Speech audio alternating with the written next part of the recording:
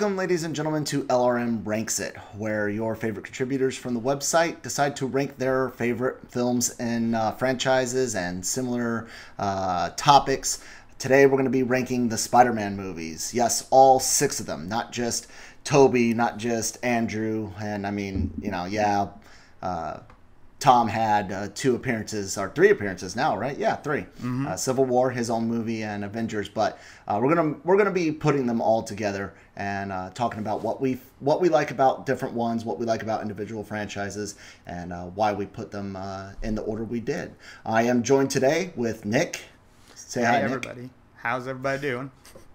So let's get right down to it. Like I mentioned before, we have 3 different Spider-Men to talk about. Tobey Maguire, who worked with Sam Raimi. Andrew Garfield, who worked with Mark Webb. And, of course, the latest and possibly greatest, Tom Holland, who's worked with several people between the Russos in Civil War and in Infinity War, and, of course, his own solo film. So, Nick, in general, what do you feel about Spider-Man movies, just in general? Oh, I love Spider-Man movies, even when they're not very good. Spider-Man was kind of my first superhero movie in a weird way. Like, I saw Batman and stuff when I was a kid on TV, but I didn't watch Blade because I was too young, and X-Men didn't really appeal to me. So everyone in my middle school went to go see it opening weekend, and I had no interest. This was back in 2002, May 4th, I think, maybe the 5th. And I didn't have any interest, and I got to school on Monday, and everyone in the entire class had gone. So I got our tickets that Monday for the next Saturday, which is the earliest we could get them, and I finally saw it, and it was like my first love superhero movie, and I've been a giant Spider-Man fan ever since.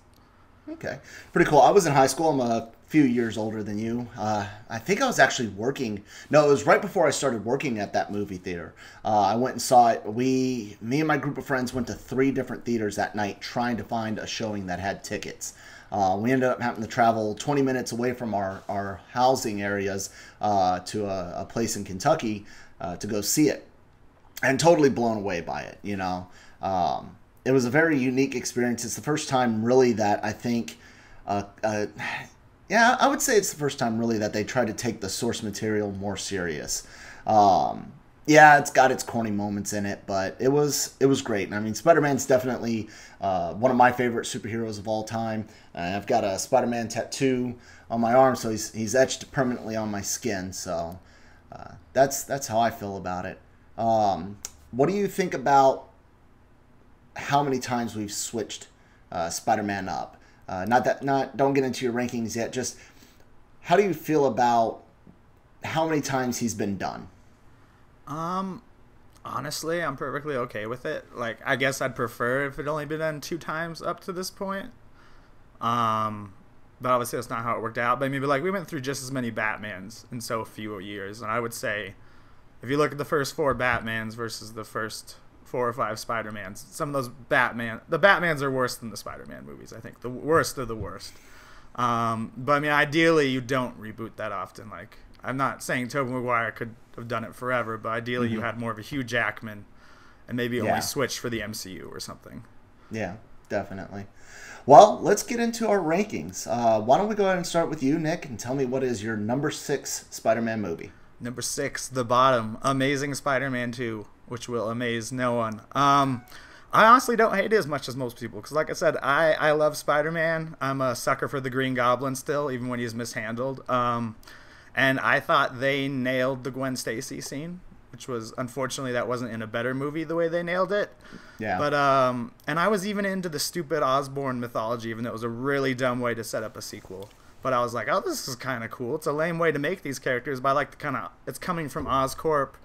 In the original movies, kind of one of the issues, I guess it's an issue in the comic, but it's more an issue in a film, is I think a screenwriter, I can't remember the screenwriter's name, he wrote a book, Save the Cat, and he talks about how the first Spider-Man's origin is fishy.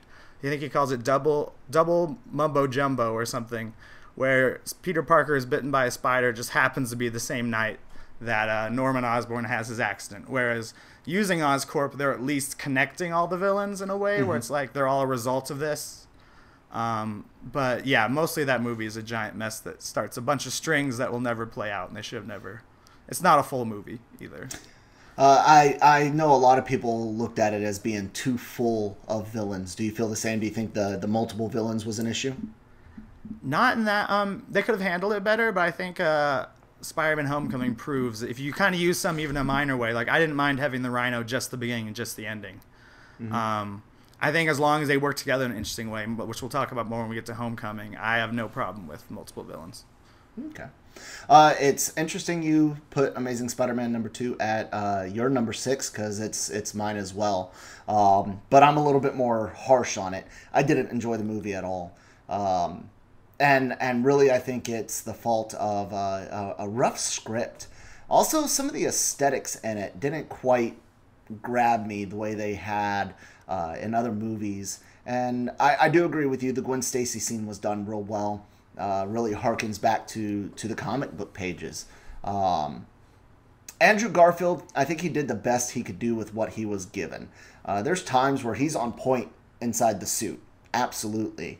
And, speaking of the suits, and I guess we could kind of talk about suits through all 6 of these movies, I hated the textured suits in the Raimi films and the Mark Webb films. I really didn't like it. But I did appreciate the big eyes and kind of trying to get back to a more traditional Spider-Man suit in Amazing Spider-Man 2. Who was your favorite villain in that movie? Harry Osborn. Okay. The Green Goblin. I mean, James. Oh, I didn't like him at all when he was the villain, but I love the kind of king of comedy origin that Jamie Foxx gets. With him being, I love probably my favorite scene in that movie besides Gwen Stacy is him being the typical, by this point, we're at the 5th movie, crazy villain who talks to himself, but he's like, "Oh, Spider-Man, you made me a cake for my birthday? Like, oh, thank you, Spider-Man." And it was like so bizarre, but like that was I think I prefer Goblin, but that was a pretty weird scene. But once he becomes Electro, it's all pretty dumb. Yeah. The aesthetics for Electro, for some reason, and I know they're different, but I kept seeing Arnold Schwarzenegger's Mr. Freeze. I don't know why. Maybe it was the lack of hair and the blue skin, but it didn't rub me the right way. And I like the Electro character. Especially in the comic books. I think it's an interesting villain. I actually have some work experience in interior electrical work. I'm an electrician, and so I kind of like that character. I like that stuff. I can see where the comedy parts were kind of funny. But then again, to me, it was rough writing. How do you feel about the writing in that movie? I agree with you. It's not like I don't remember as many problems with the dialogue as I do with the just overall flow of the script, and kind of like some characters are underserved. It felt like I said, like I'm okay with multiple villains, but they didn't balance it properly. I felt so like maybe if they had spent less time on Harry, then they could have developed Electro better. But yeah, it's just kind of a rough structure to it, and just kind of left like, oh, I'm moving to London, and it's like, oh, no, you're not, you're Spider-Man. And it's like, I don't know, the love story, the on and off with Gwen Stacy, I don't know, it reminded me a lot of the on and off with Mary Jane in the older movies, and I was kind of like, I know his relationship's part of this, but why is his relationship always rocky? Like, yeah. Doesn't he deserve happiness at some point? At some Just point, so we can get past my God. Spider-Man takes beating after beating in the books and the movies, man. Just can't catch a break. But I think that's kind of what makes Spider-Man so relatable to people. I mean, yeah, we all get victories eventually in life, or at least most of us do. But Spider-Man seems to have, like, no victories in the movies just about whatsoever. You know, it's just one thing after another.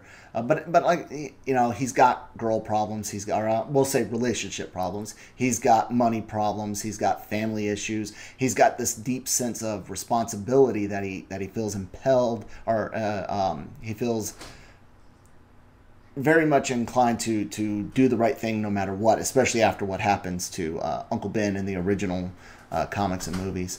Let's talk about Spider-Man in this film. How do you think Andrew Garfield did his second go?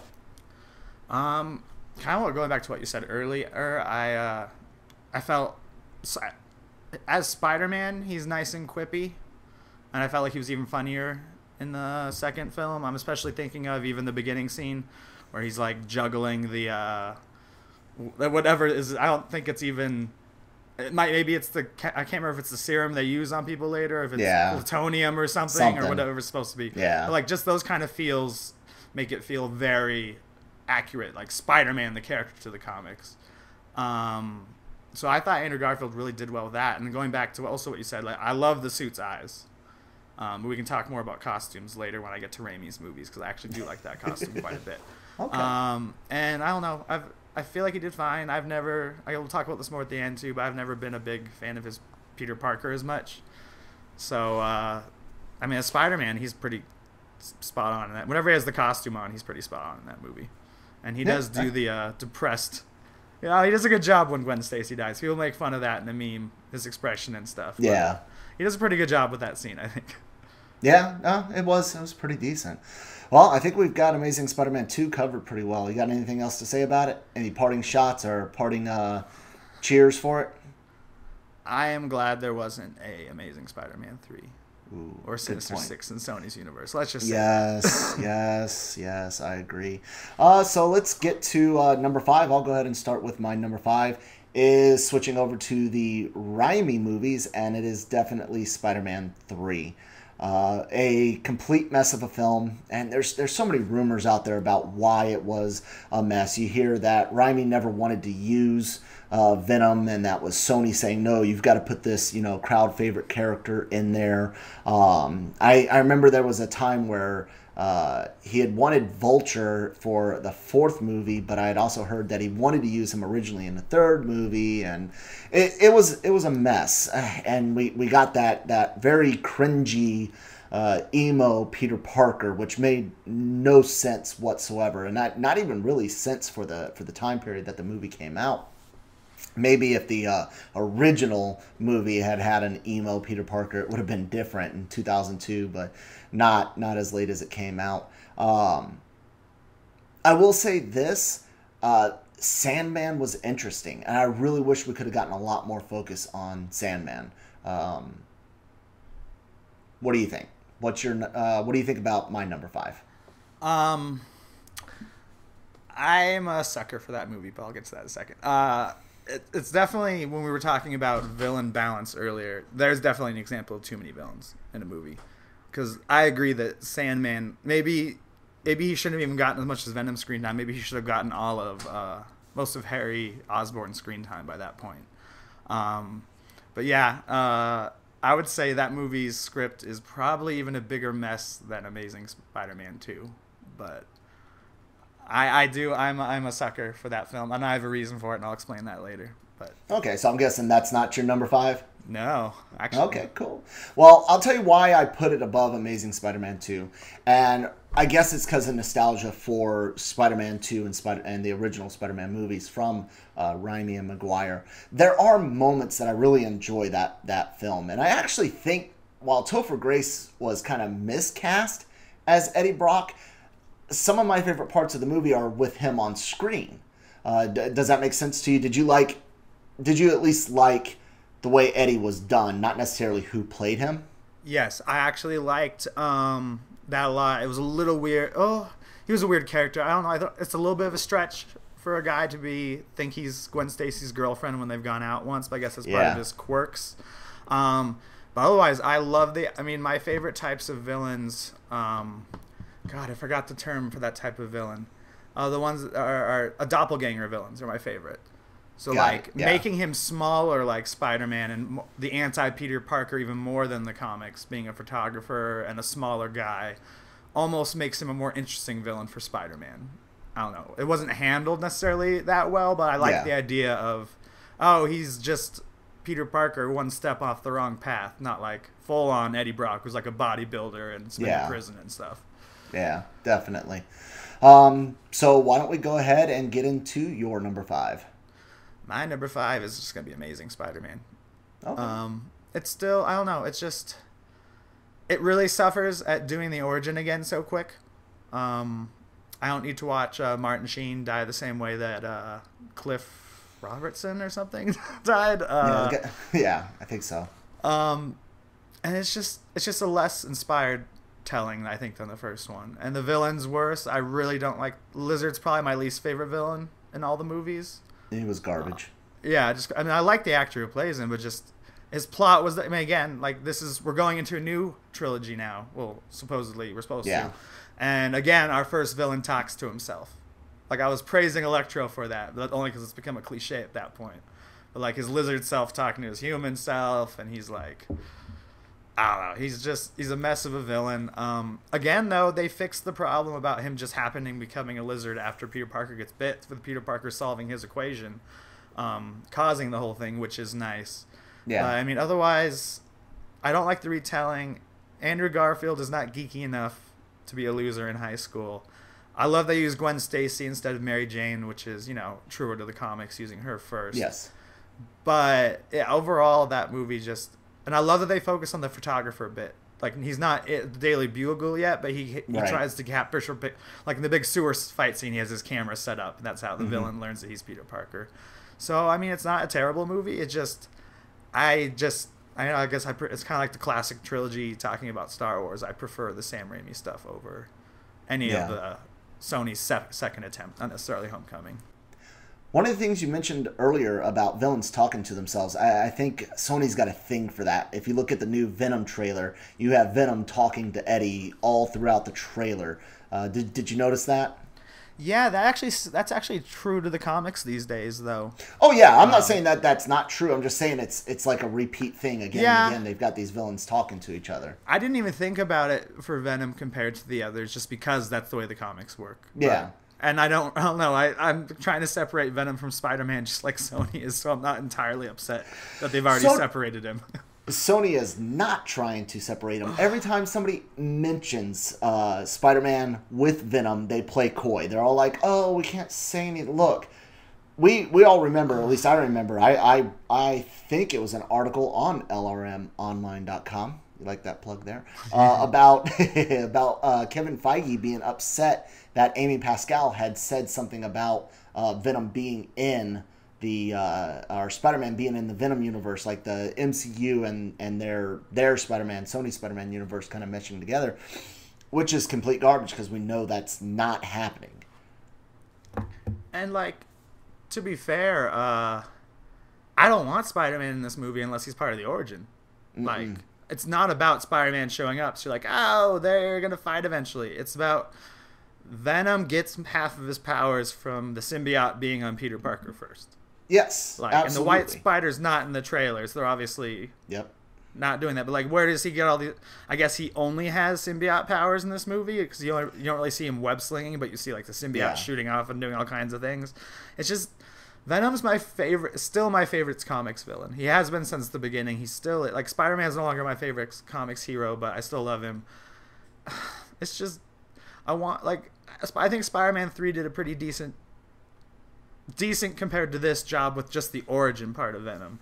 Whereas like he wore the suit. I actually love the cheesy emo stuff because it just feels like it's the most Raimi movie of all. But I like they did the church thing right and kind of setting up Brock right and stuff. And this one just feels like it's going to be like, oh, this I guess you could have called him something other than Venom except for to sell tickets because it's not. I mean, I almost wish they're doing Flash Thompson instead because Flash Thompson, even though he steps later, his Eddie Brock's character in Venom trailer seems to be nicer like Flash, not a complete jerk. So it's confusing and frustrating. Oh no, I totally get it. And one of the interesting things about this whole Venom thing is just the fact that it's like you said, without Spider-Man, one of Venom's, I guess, character traits was the rejection by Peter Parker. Like, he was rejected by Peter. And that really fueled the mindset of the symbiote, because while Peter was wearing the suit, the suit was doing some darker things than normal Spider-Man would do, but he was like, hey, this is cool. I'm doing good stuff. I'm going about it, a little bit more rough, but I'm doing good stuff, and the symbiote seemed to enjoy it. Speaking of symbiote versus symbiote, I remember the very, very first trailer for Venom came out, and they were like symbiote, the female. I can't remember the actress's name. I usually know her name too. She's like in Lego Batman. Yeah, and she Parks was in and Rec. Yep, Jenny and she Slate. was in, Jenny Slate. There you go, Jenny Slate. I knew there was a J in it. She kept saying symbiote, and then in the last trailer, the big one that came out a little bit ago, they started saying symbiote again, and that was, I think, maybe they did some ADR and reflection against what the fan backlash. Anyways, backlash. So you got your number 5. Anything to say about either one of our number 5s? Spider-Man 3 or Amazing Spider-Man 1? I'll have more to say about Spider-Man 3 next. Yeah. And okay. I don't really know. It's not that Amazing Spider-Man has a lot of negative moments. It's just kind of forgettable. I don't know. Like, within the grand scheme of Spider-Man, it's like, oh, it's the second time we did the Uncle Ben thing. Yeah. And the spider bite. It was and way it's too a soon. Villain. Yeah, and Way his plot too is to soon. turn people into lizards. I'll ask this, and I'll get to Amazing Spider-Man real short, like you'll get to Spider-Man 3. Anyways, how did you feel about the pseudo shield stuff in Amazing Spider-Man 1?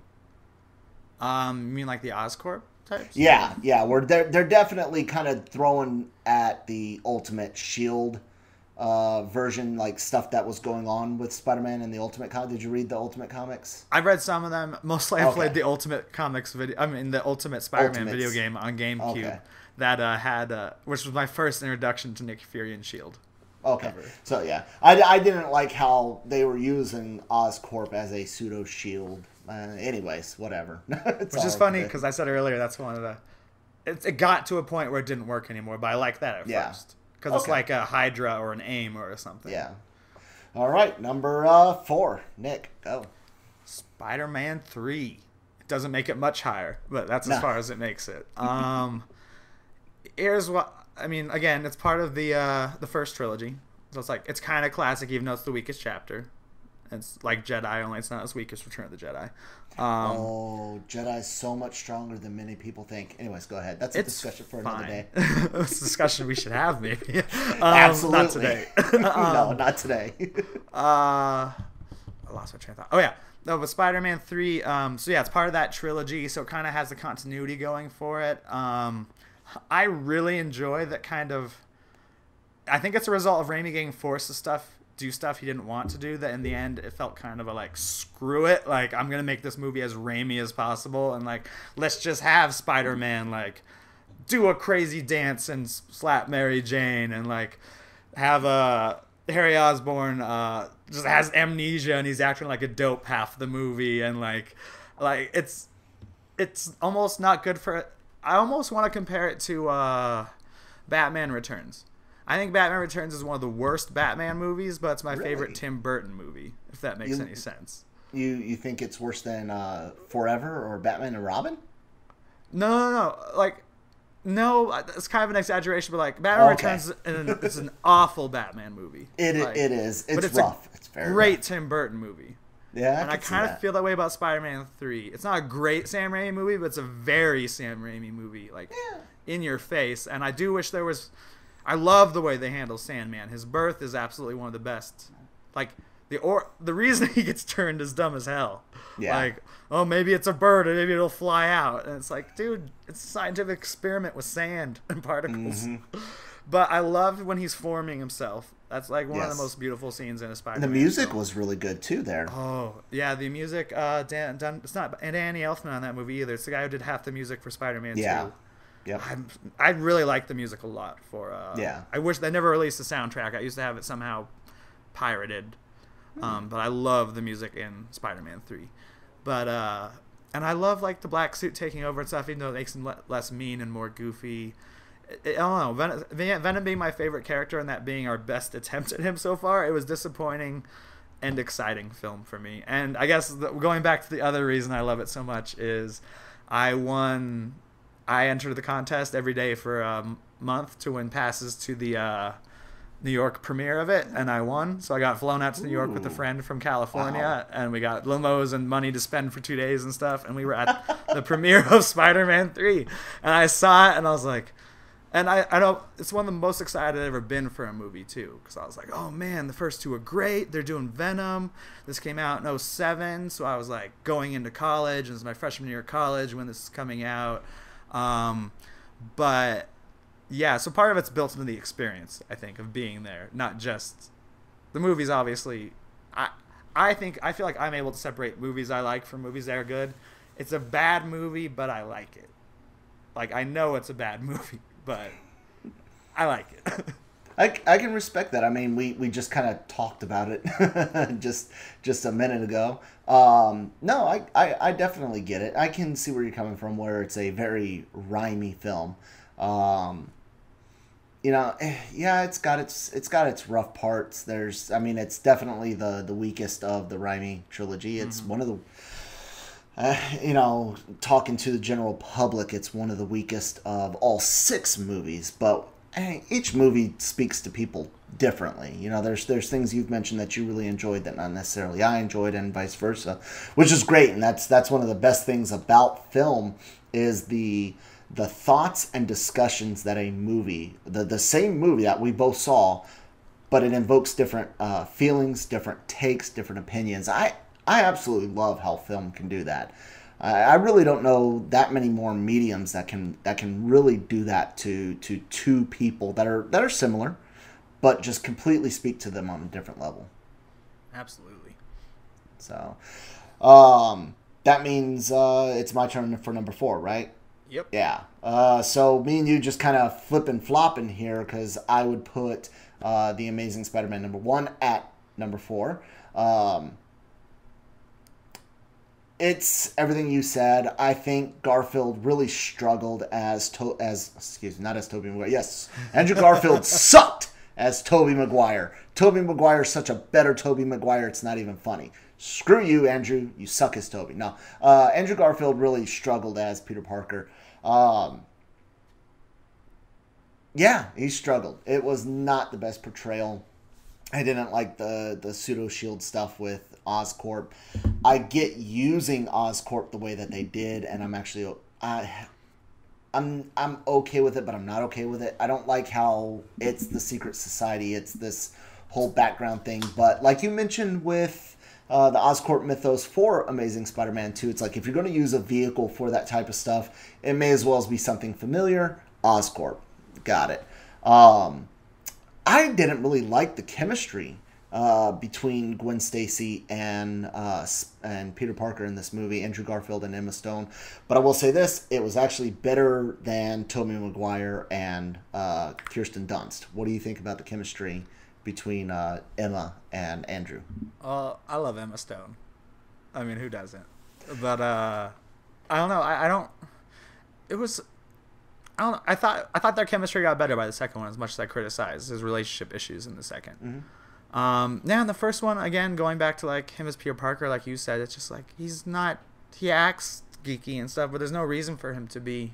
Mm-hmm. And maybe that's a statement itself, but yeah, I don't really remember their chemistry in particular. I'll just have to defend Kirsten Dunst later, which is never a positive proposition. But I don't know. Yeah, just something felt more off to that than because it was, again, my second time watching a Peter Parker, not my first. So yeah, it felt off in comparison maybe to me, because at that time I wasn't really reading the comics yet either. Actually, okay. I was reading comics by then, but I was new to comics by the time Amazing Spider-Man came out.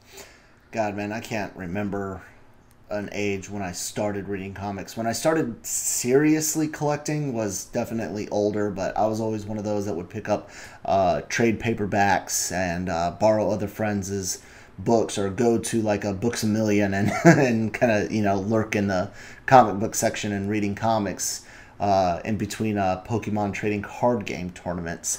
Yeah, I did that. I had all the original gem badges and stuff like that back when Books A Million used to do that. And did you ever play Pokemon TCG?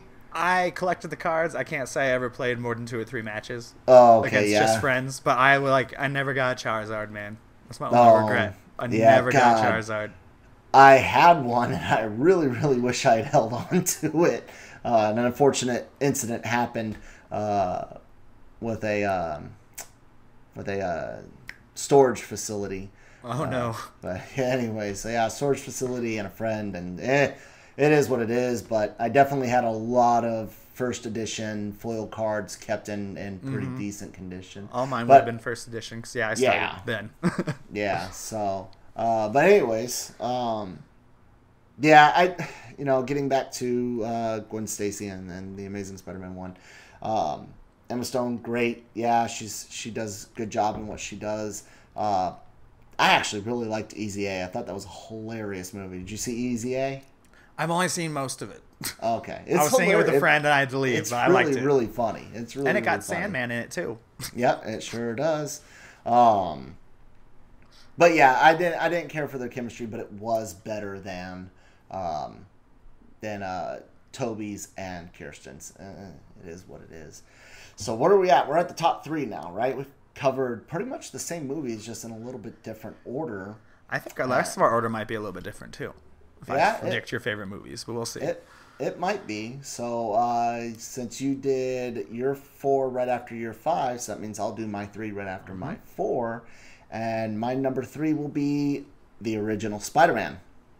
God, you really gotta reach out and be thankful for that movie. Raimi had such a cool take on the character, and he really tried to hammer home the Peter Parker aspect and really try to get us to empathize with Peter. Going back and watching those movies recently for this little thing that we're doing here, it does not hold up that well. It's got a lot of nostalgia for it. It's got a lot of things that you're like, yeah, I remember loving this, and then that's because of the time.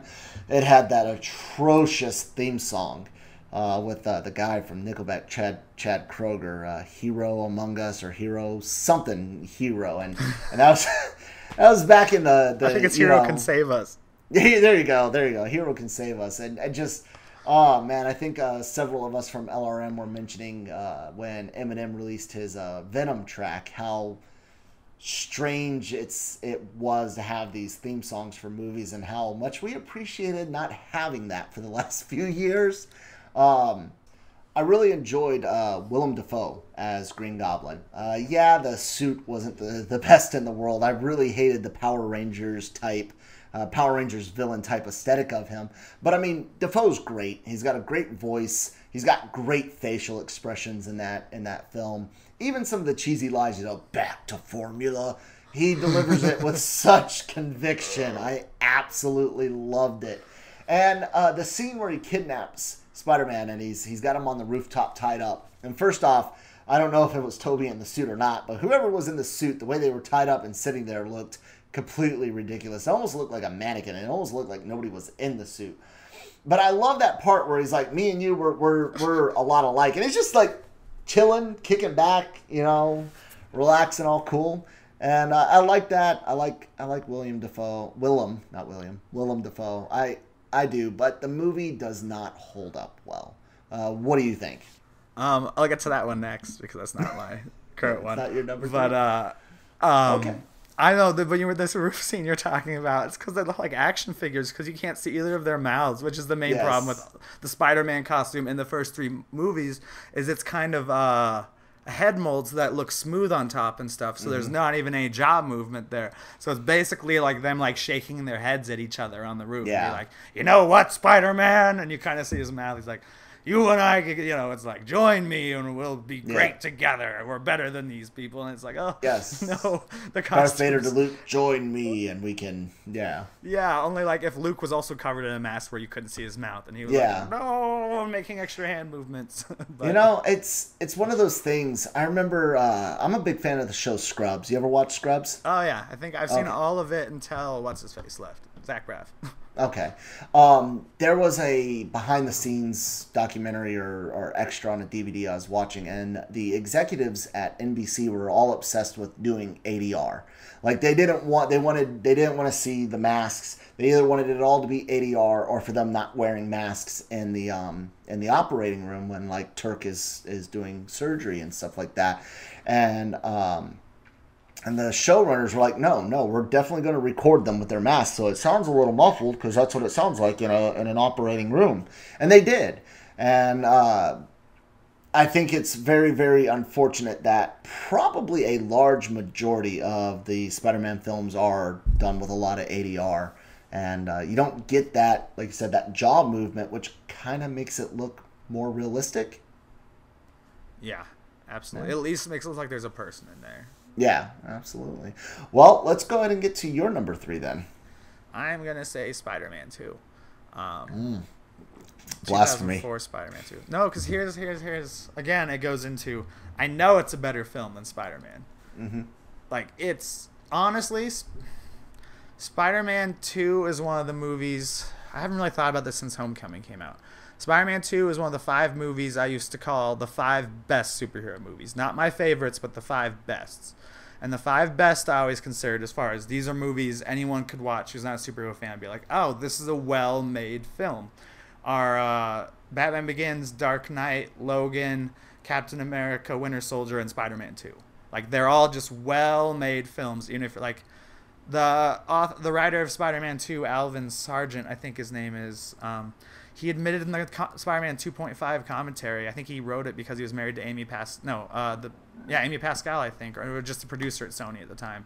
But he's like, yeah, I've never read a Spider-Man comic in my life. And it's like, oh, so like he's writing a good film that has these characters, but he's like, he's saying good film first, Spider-Man second. So I can see why it's a better film, but mainly, most of my reasons for putting Spider-Man 2 behind Spider-Man will come when I talk about Spider-Man.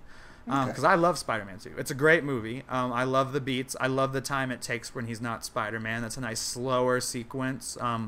One of my friends hates the movie because it's the slowest Spider-Man movie. That's one of the reasons I like it.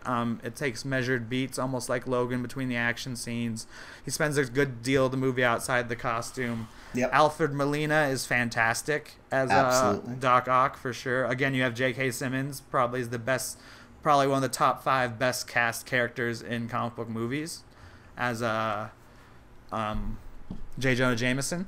And just like, it has a strong like theme and like some really cool like the train sequence is probably one of my favorite sequences, music and video wise. And even though I think the music was redone by the same composer we were talking about when we were talking about Spider-Man 3, because Sam Raimi's version I have the CD is not as good.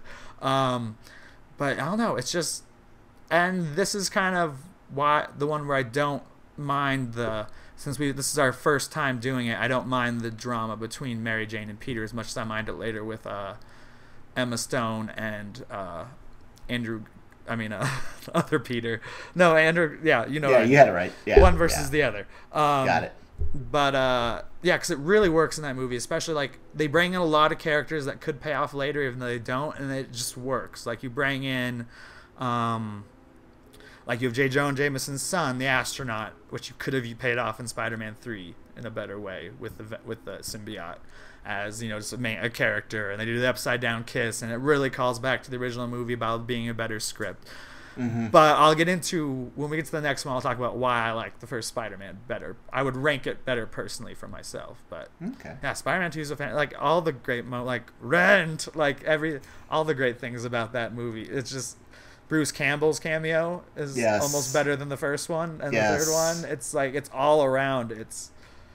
And like I don't know, it is solid. Like the whole movie, where the pizza delivery, like there's a lot of gold in that movie. So I think you can't go wrong with the top 3 Spider-Man films. Is what I'm starting to get at.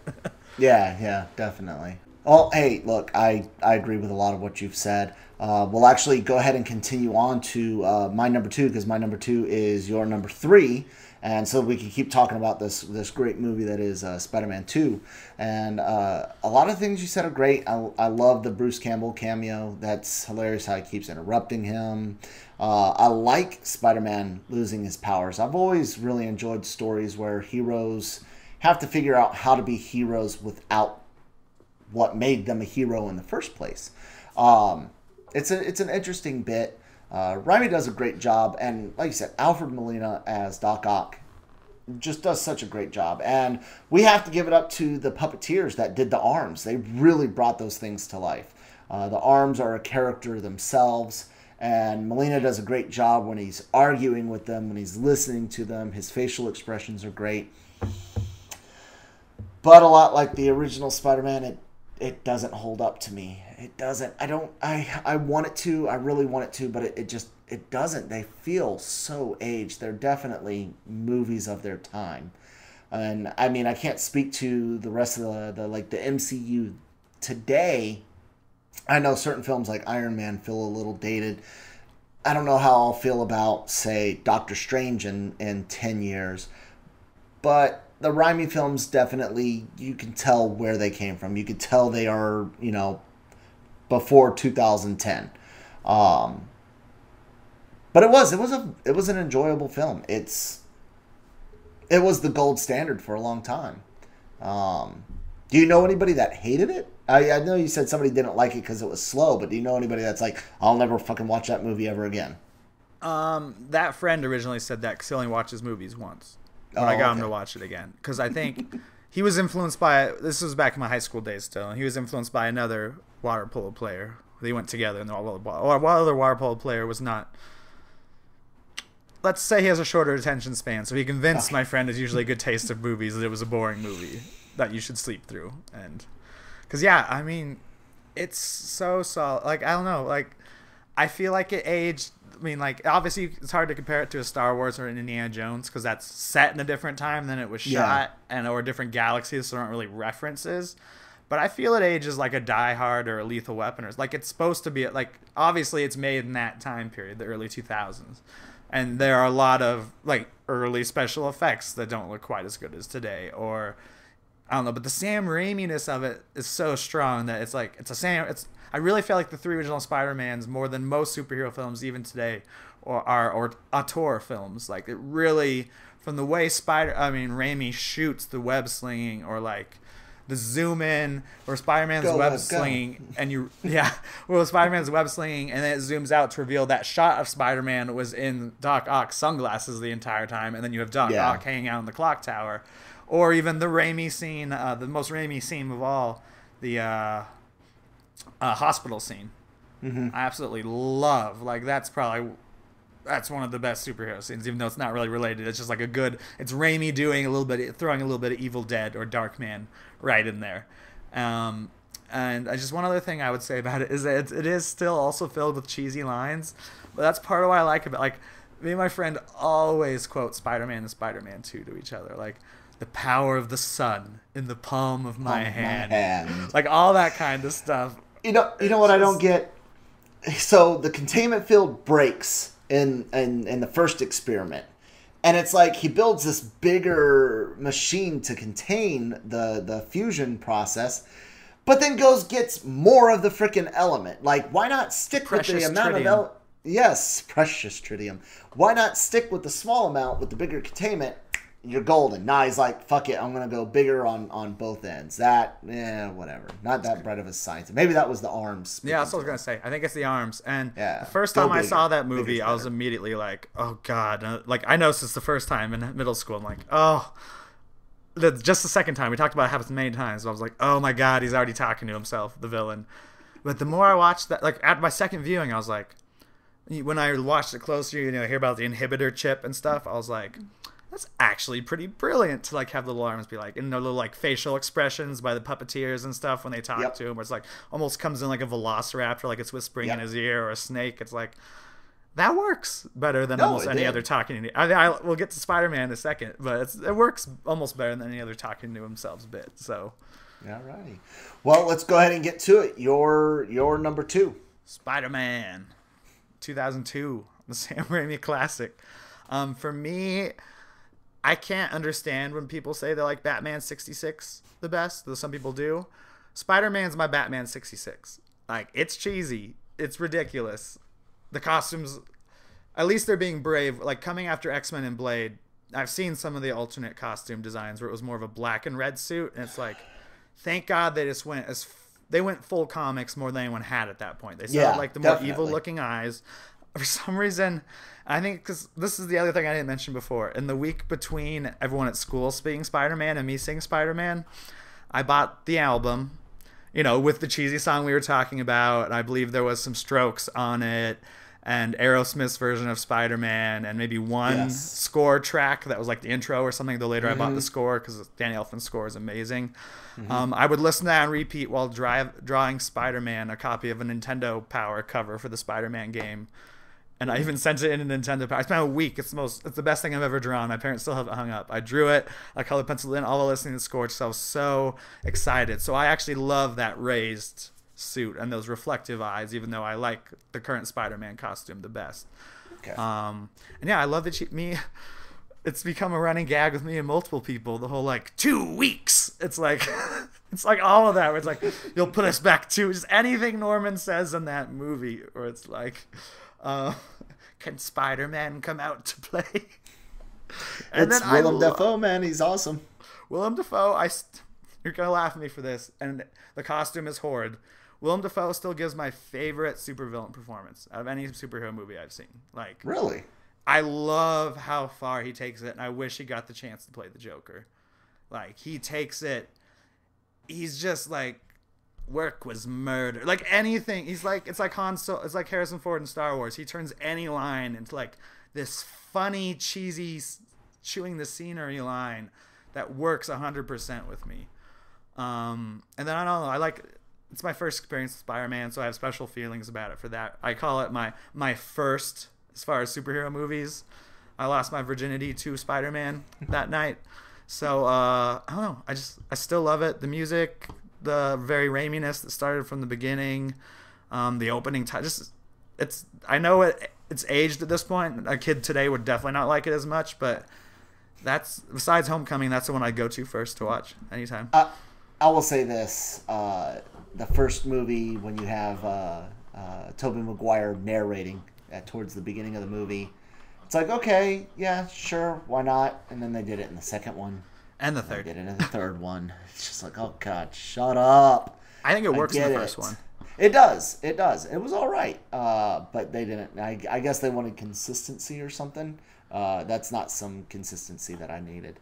And the ending to the first one is so good. Like, both the action scene I absolutely in love with. Like, I know where the movie fell and how important it is, and I think this is something the franchise does too often, is people helping Spider-Man. I know it was right for 9/11 and everything. Yeah. So it's kind of that New York feel where it's like, yeah, go get him, Spider-Man.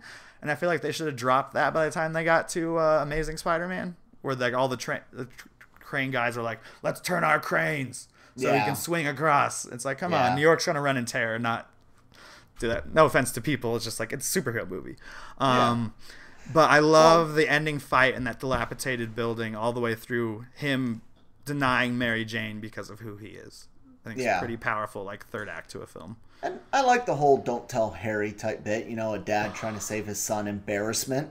His dad trying to save his son from knowing his dad did things that aren't necessarily good. Mm-hmm. And I want to add one thing that that's actually the best Raimi movie. I take it back from earlier, where the cut of the glider flying at him, and he says, "Oh," and then it goes boom right through him. Like, it's fast, and then it cuts to Willem Dafoe just from the go, "Oh," and then it goes right through him, and then "Don't tell Harry," and he just drops dead. You know, there's one thing, and I cannot believe we did this, but we skipped one of the best parts of Sam Raimi's Spider-Man trilogy. J.K. Simmons as J. Jonah Jameson. I mentioned it once. Did you? I don't remember. I think he's a top 5 casting of all time for comic book movies. Absolutely. I can't believe I missed that aspect. He's so we should have talked about him so much more. He's definitely one of the best parts of all of those movies, and I really wish they would bring him back. Yeah, I'd still take it back. I don't think anybody out there would be like, "Oh, this makes no sense. He was in this Spider-Man movie. How is he in this Spider-Man?" No, definitely give us JJ, and please let it be J.K. Simmons. The guy was brilliant. I quote him every now and then, you know, with my wife or my kids. "Oh, you're serious?" I love that line. I really do. He's just great. And it's a testament to how good he is that they haven't tried to use him again yet. Like, nope. Amazing Spider-Man, you maybe heard his voice, I think, in one of them on the TV. But like, they never recast him. They were like, just let's avoid it. We can't top it. Can't top it. Just bring him back. You hear that, Sony and Marvel? Just bring him back. The general audience is smart enough to accept that he is playing a new version of JJ in a new series of movies. We can comprehend it. I promise you we can. Most people will have forgotten about it. Yeah, like my parents. True. Well, my dad loves him as J. Jonah Jameson. Otherwise, my dad would forget something like that. And everyone else would be too young to remember it. So, yep. It's a win-win. Years ago. It's a win-win. Do it. So let's go ahead and get down to the number one before we discuss a little bit about who's our favorite Peter, who's our favorite Spider-Man. Maybe it's both. Me and you obviously have the same number one, which is Spider-Man Homecoming. Nick, I'll let you go ahead and start. What a great film. I mean, there was a fear going into it that Tony Stark would maybe have too big of a shadow, I would say, on Spider-Man. Yeah, overshadow. But, wow, like, that is the Spider-Man we've deserved since the beginning. And, of course, it took Marvel Studios. Like, that's the company that should be doing it. Like, Kevin Feige and his team. Even though I had, like, 8 writers or something, which would never work on a film. It's just so good. It's funny. I see Tom Holland as both Peter Parker and Spider-Man equally. His costume's great. He can finally emote with his eyes, which is even more than better. And he can move his chin, which is also important. But he can emote with his eyes, which is huge. And I'm glad kind of feels like Deadpool set that up for Spider-Man in a way. Absolutely. Otherwise, I don't know if they would have made that decision. I think that's the most effective part of Deadpool's costume is his chin moving and his eyes. Oh, yeah. Absolutely. And in fact, and just like Michael Keaton as the Vulture, brilliant. So good. I mean, I got my little, like, Vulture pop here, you know? Oh, nice. And I got my Spider-Man and my Iron Spider pops. But it's like, Keaton's great. And just, it again, like, it doesn't tie into Peter, but it's still not double mumbo-jumbo that I talked about earlier because it ties into Stark and the bigger universe. And that scene where they open the door and it's him. Yes. Like, every audience I've been in, including just seeing it with my family in an empty theater in the mountains, was like, so good. Tom does such a good job showing his just fear, like just complete and total fear, and not able to speak. And then in the car ride where the lights are changing as he figures it out. Yeah, like they're having the conversation and the light turns green when he figures out that he's like, And Vulture's obviously wears green, but that also makes me think of Green Goblin for some reason. Just like a little hint of it where it's like, it's both a light bulb going off and a little bit of shading him in green, which is Vulture and Goblin's colors. And that's kind of a classic villain. I could definitely see where Feige and company are trying to use him as the Norman Osborn of the MCU. So yeah, I kind of get that. I think they're afraid to do Green Goblin, given they've already done him twice. And Vulture, I can see them being his Green Goblin. Let me pitch this real quick, though. I don't want to take us too far off track. But I think Norman, and I know you don't like Oscorp, I think Norman and Oscorp should be a big part of Phase 4. Like, maybe they're the presence behind a lot of... Not completely, but I think even if you never use the Goblin...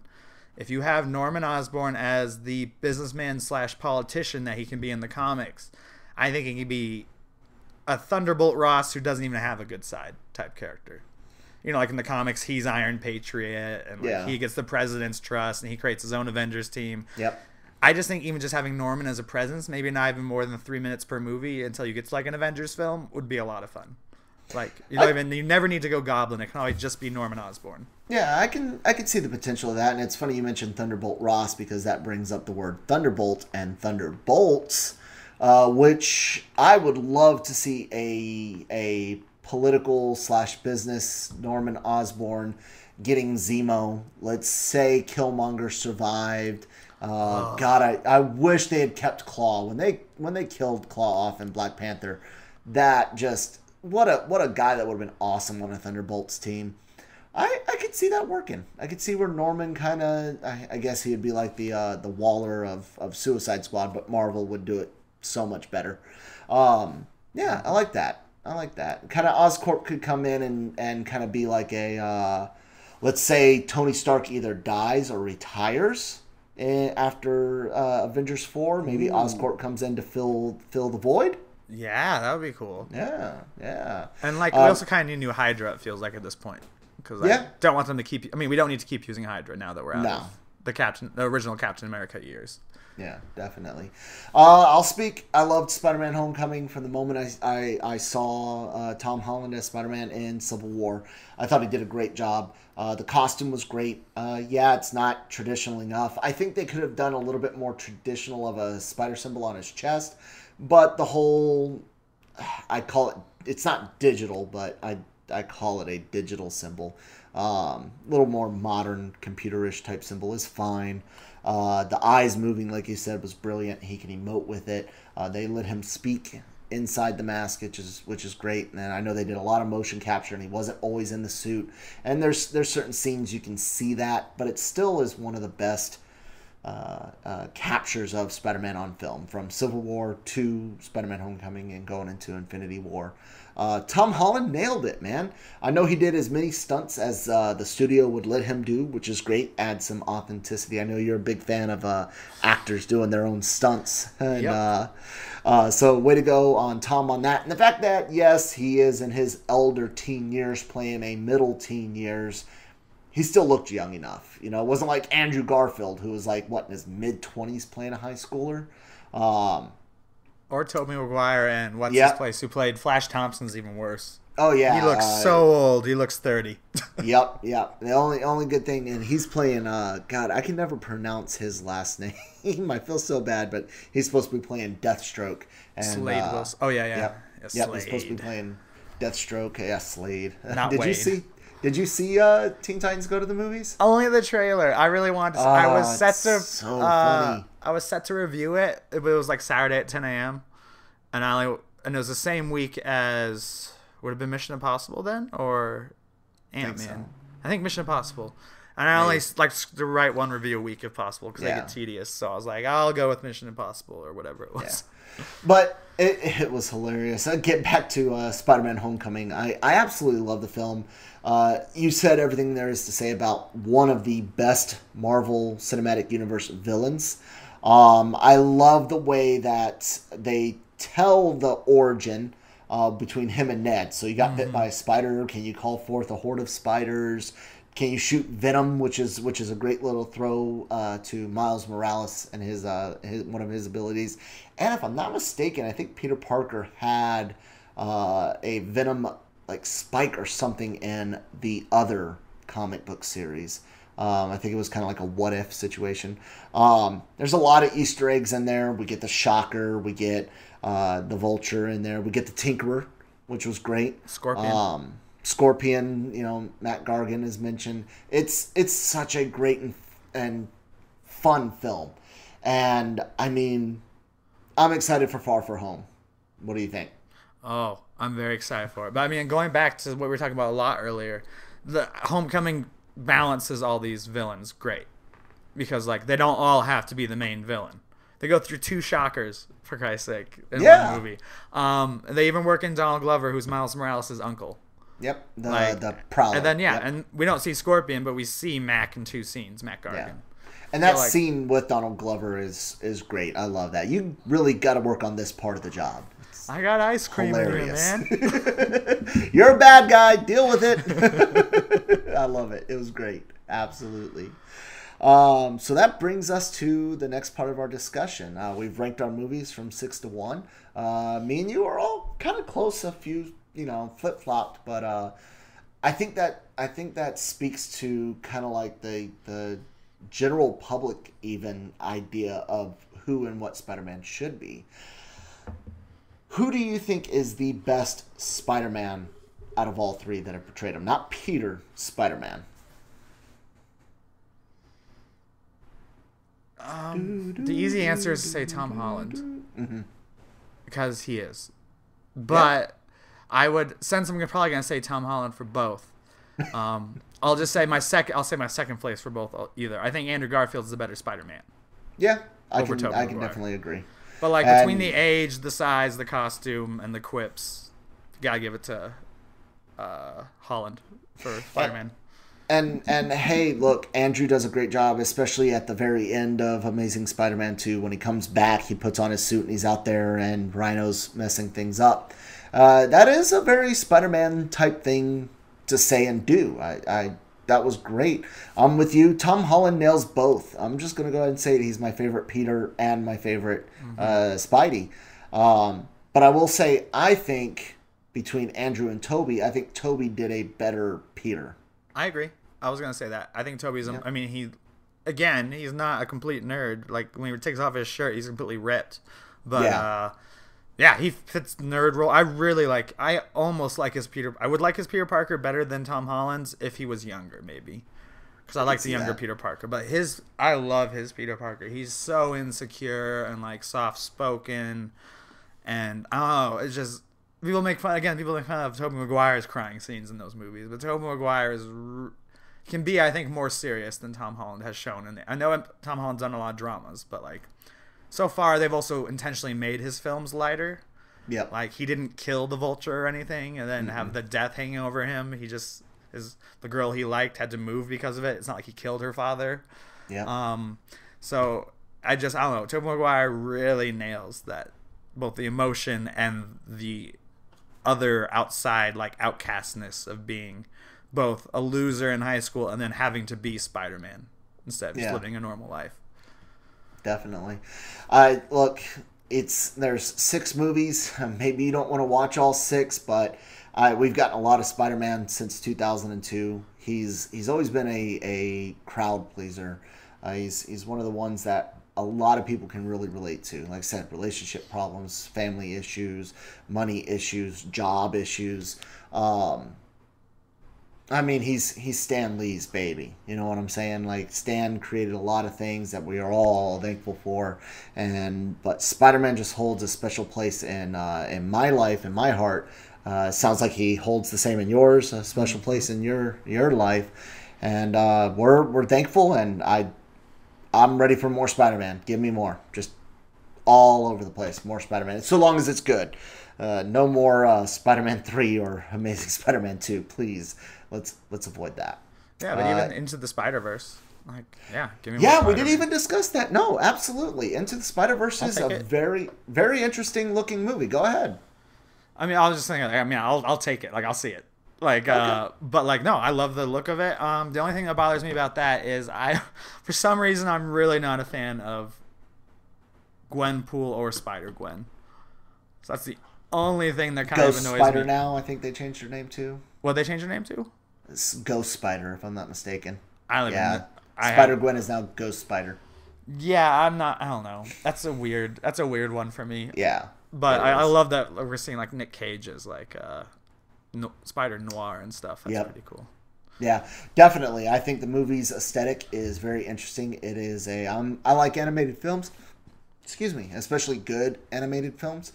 I'm not saying the movie was necessary, because it wasn't, but I'm okay with it existing so long as it's good and it looks interesting. You've got parallel dimensions, multiple universes, and Miles Morales, who for a while, especially, and look, I like Slott. I think Slott's a great comic book writer, but he struggled being on the Peter Parker Spider-Man for so long, and it was really cool when Miles, especially post Secret Wars, the recent Secret Wars that is, Miles actually had the better book until Spider-Gwen started getting involved, and then that book series, I dropped the book. It wasn't as interesting to me. So, see, you're right. Well, any last words on the Spider-Man movies? No, I mean there are high points and there are very low points, but he's still one of my favorite characters to see on the big screen. Absolutely. I mean, I guess with my superheroes, I'd rank Cap, Batman, Spider-Man still. So I look forward to future Marvel adventures and whatever Sony wants to play. I'll watch it all, even if it's terrible. We're all gonna be there at Venom, just like ready to be angry, and who knows, maybe we'll be pleasantly surprised. We can only hope, right? Hopefully, like I said, he's the best. Like, make a good Venom movie, please. Well, maybe Sony will get some smarts and let Marvel let Feige and company do it next. It's too late for that. Yeah. Anyways, thank you, Nick, so much for joining me today. Ladies and gentlemen, thank you so much for tuning in. We are both contributors at LRMonline.com. Nick, where can they find you at online? Well, I write Breaking Geek. That's my particular topic at LRM. And then on Twitter, I'm at LRM_Nick, I believe. Yeah. Yeah, there you go. And I'm at that Kyle Malone on Twitter. And you can look for my random articles, whatever I can find time to write something on. Thank you very much. Tune in next time. Make sure you hit the like, the share, the follow, the bell, all of that fun stuff. And have a good time. Bye.